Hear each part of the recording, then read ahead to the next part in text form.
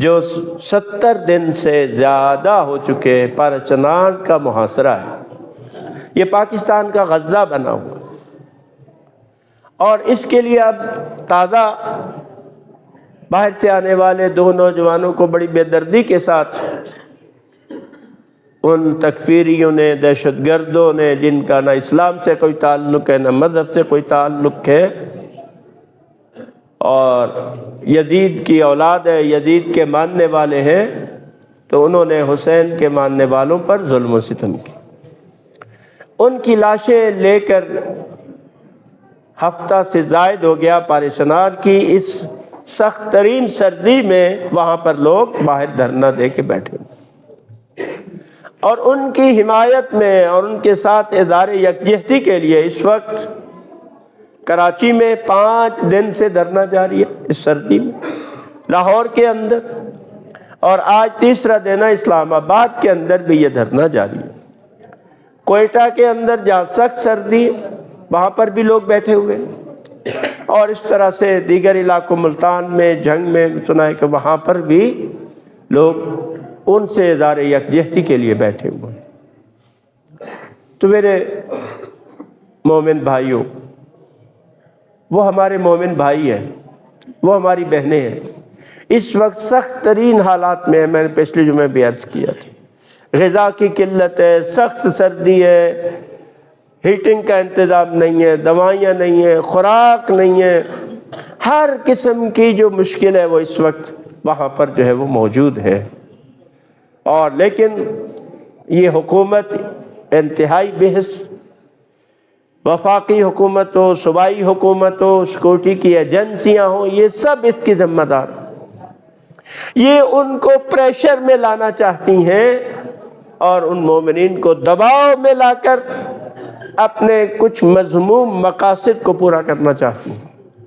اور یہ انہوں نے بند کیے ہوئے ہیں، حکومت نے بند کیے ہوئے ہیں، اور سیکورٹی کی ایجنسیوں نے بند کیے ہوئے ہیں۔ تو ہمارے یہ ذمہ دار ہے، ہمارے یہ مخاطب ہے، تو ان کو چاہیے کہ ہوش کے ناخن لے، وَإِلَّا یہ احتجاج پورے ملک میں پھیل جائے گا اور ہر شہر میں یہ احتجاج ہوگا، اور انشاءاللہ اگر انہوں نے راستے نہ کھولے تو پھر پورے پاکستان کو شیعہ قوم انشاءاللہ تعالی بند کر دے گی۔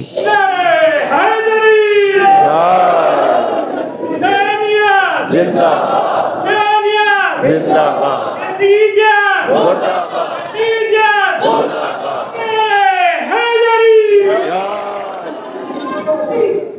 آپ سے میری یہ گزارش، جتنے مومنین بیٹھے ہوئے، میں کوئی اور الفاظ نہیں کہوں گا، یہ کہوں گا کہ ہمارا یہ انسانی تقاضا ہے، اور ایک مومن ہونے کے ناطے ہمارا یہ فرض بنتا ہے کہ ہم پارچنار تو نہیں جا سکتے، لیکن یہاں جو اسلام آباد کے اندر لوگ بیٹھے ہوئے ہیں ان سے جا کے اظہار یکجہتی تو کر سکتے، ان کی حمایت تو کر سکتے ہیں، اور ہم کچھ نہیں کر سکتے۔ آپ میں سے کتنے لوگ ہیں جو اس دھرنے میں گئے ہوں گے، جہاں جا کے ان کی حوصلہ افزائی کی ہوگی، وہاں آپ بھی ان کے ساتھ ان مظلوموں کا کم از کم ان مظلوموں کی صدائے احتجاج میں اپنی آواز ملا دیں۔ اگر کوئی یہ بھی نہیں کر سکتا نا، بس پھر خدا ہی جانے، اللہ ہی اس کا حافظ ہے کہ اس کو ہم کس زمرے میں شمار کریں۔ دیکھیں، زندہ افراد کی، اور جو شخص کو زندہ ہے نا، اس کی کچھ علامات ہوتی ہیں، اگر وہ علامتیں اس میں نہ ہو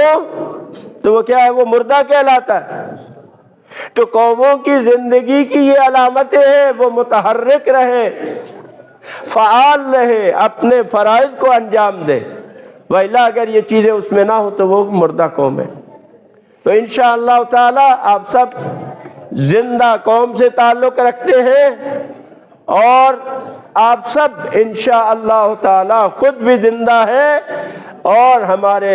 رہبر بھی زندہ ہیں، ہمارے امام زمان عجل اللہ تعالی فرجہ الشریف موجود ہے، اس لیے سب اپنی زندگی کا ثبوت دیں گے۔